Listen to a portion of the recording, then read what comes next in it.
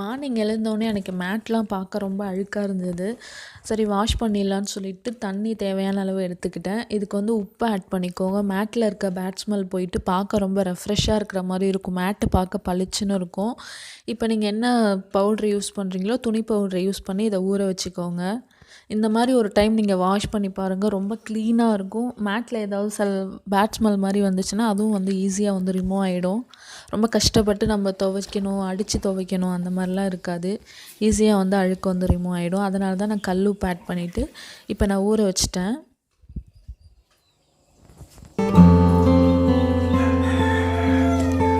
அதுக்கப்புறம் பாத்திரம்லாம் நான் வாஷ் பண்ணி வச்சுட்டு அம்மா நெக்ஸ்ட்டு குக் பண்ண ஸ்டார்ட் பண்ணிட்டாங்க. பருப்பு தான் கழுவிட்டுருக்காங்க அம்மா. இப்போ நான் ஒரு சட்டியில் பருப்பு ஆட் பண்ணிவிட்டு மஞ்சள்தூள் ஆட் பண்ணி ஒரு ஸ்பூன் குக்கிங் பண்ணுற ஆயில் ஆட் பண்ணிவிட்டு இதை நல்லா நம்ம வேக வச்சு எடுத்துக்கலாம். இப்போ நான் இந்த பருப்பு கூடயே ஒரு உருளைக்கிழங்கும் ஆட் பண்ணிக்கிறேன் பொரியலுக்காக. அதையும் சேர்த்து இப்போ நான் வேக வச்சு எடுத்துக்கிறேன்.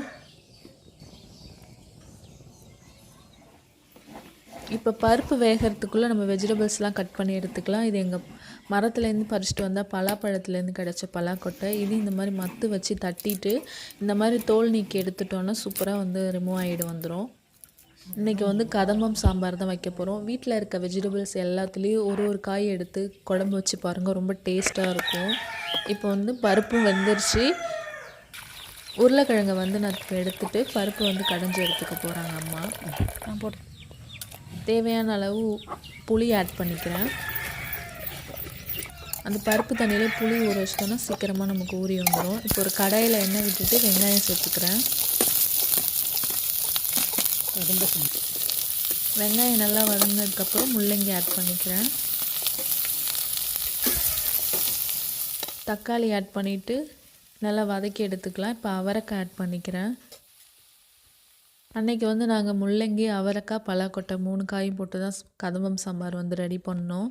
இது நல்லா ஃப்ரை ஆனதுக்கப்புறம் வேக வச்சு இந்த பருப்பு கூட நம்ம ஆட் பண்ணிக்கலாம். இப்போ குழம்புக்கு தேவையான அளவு தண்ணி ஊற்றிக்கலாம். இப்போ உப்பு ஆட் பண்ணிவிட்டு தேவையான அளவு மிளகாய் பொடியும் ஆட் பண்ணிக்கலாம்.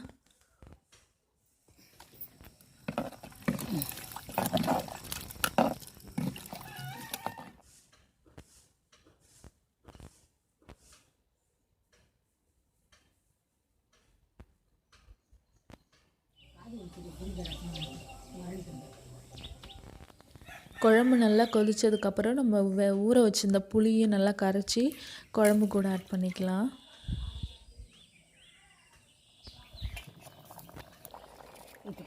இப்போ குழம்பு நல்லா கொதித்து காயெலாம் வெந்ததுக்கப்புறம் புளி ஆட் பண்ணிக்கலாம். புளி கரைச்சி ஊற்றிக்கிறோம். இது இப்போ நல்லா கொதித்ததுக்கப்புறம் தாளித்து எடுத்துக்கலாம் குழம்பு.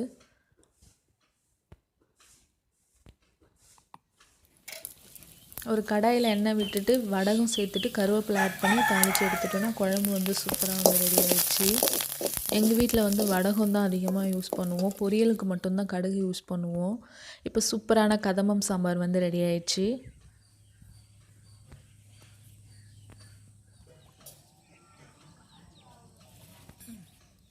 நெக்ஸ்ட்டு உருளைக்கிழங்கு பொரியல் தான் செய்ய போகிறோம். தோல்லாம் உரிச்சிட்டு குட்டி குட்டி பீஸாக நான் கட் பண்ணி வச்சுருக்கேன்.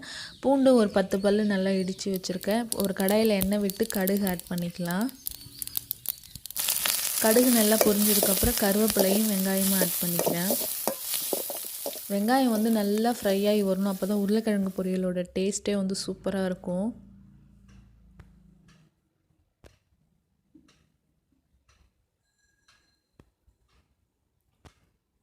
இப்போ தேவையான அளவு உப்பு ஆட் பண்ணிக்கிறேன்.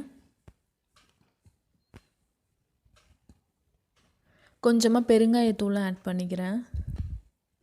இப்போ இதை நல்லா மிக்ஸ் பண்ணி விட்டுக்கலாம்.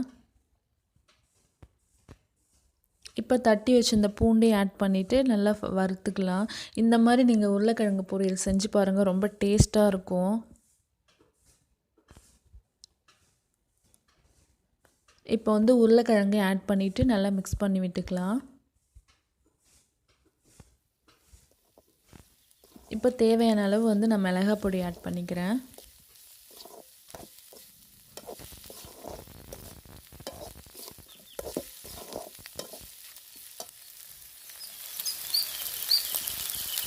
மிளகாய் பொடி ஆட் பண்ணிவிட்டு அடுப்பு வந்து ரொம்ப லோ ஃப்ளேமில் எரிய வைங்க. அப்போ தான் வந்து அந்த மிளகாய் பொடி கரிஞ்சு போகாமல் நல்லாயிருக்கும். கொஞ்சமாக அனல் வச்சு வேக வச்சிங்கன்னா சூப்பராக வந்து ரோஸ்ட் ஆகி உருளைக்கிழங்கு பொரியல் ரொம்ப டேஸ்ட்டாக வரும். இப்போ சூப்பரான உருளைக்கிழங்கு பொரியல் வந்து ரெடி ஆயிடுச்சு. நெக்ஸ்ட்டு வந்து சாப்பாடு தான் செய்ய போகிறேன். இப்போ அதுக்காக நான் வந்து அரிசி போட்டிருக்கேன். இப்போ நல்லா தண்ணி கொதித்ததுக்கப்புறம் அரிசி போட்டுக்கலாம். இப்போ சாப்பாடு வேகிறதுக்குள்ளே நான் வந்து மேட்டு வாஷ் பண்ணலான்னு சொல்லிவிட்டு மேட்டு துவைக்க வந்துட்டேன். மேட்டு துவைச்சிட்டு அதுக்கப்புறம் வந்து சாப்பாடு வெந்திருந்தது. சரி சாப்பாடு வடிச்சிட்டு போய் மேட்டு காய வச்சுக்கலான்னு சாப்பாடு வந்து வடித்து விட்டாச்சு. இதுலேருந்து கஞ்சிலாம் வடிகிறதுக்குள்ளே மாடியில் போய் மேட் காய வைக்கிறதுக்காக நான் மாடிக்கு மேட் எடுத்துகிட்டு மாடிக்கு போகிறேன்.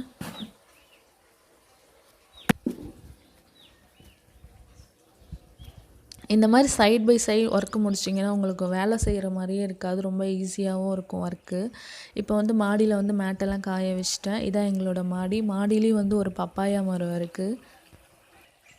இது எங்கள் வீட்டுக்கு பேக் சைடு. எங்கள் பேக் சைடில் பார்த்தீங்கன்னா ஒரு கோவில் இருக்கும். அது என்னால் ஜூம் பண்ண அந்த தென்னை மரம்லாம் வந்து கோவில் டெம்பிள் இருக்கிறத மறைச்சிருச்சு. நான் போய் லைட்டாக ஜூம் பண்ணேன், அந்த டெம்பிள் மட்டும் லைட்டாக தெரியுது.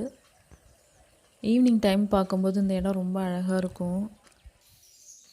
அதுக்கப்புறம் வீட்டில் வந்து அம்மா வந்து வீடு பெருக்கிட்டு இருந்தாங்க. வீடு பெருக்கி முடித்ததுக்கப்புறம் சாப்பிட்டேன். அன்றைக்கி ஒர்க்கெல்லாம் முடிச்சுட்டு சாப்பிடவே 10 கிட்ட ஆயிடுச்சு மார்னிங்.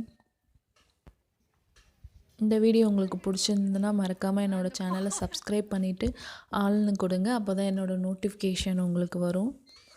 தேங்க்யூ.